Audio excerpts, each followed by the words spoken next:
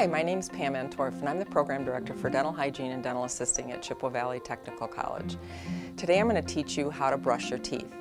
We usually in the program show students how to teach a child or the parent or an adult how to brush their teeth. And so you should brush your teeth for a minimum of 2 minutes, at least twice a day, focusing your toothbrush along the gum line so that you actually clean both the tooth and the gum line or the gum tissue. The tissue is what bleeds if you don't keep the bacteria off the teeth, creating an infection which can become systemic.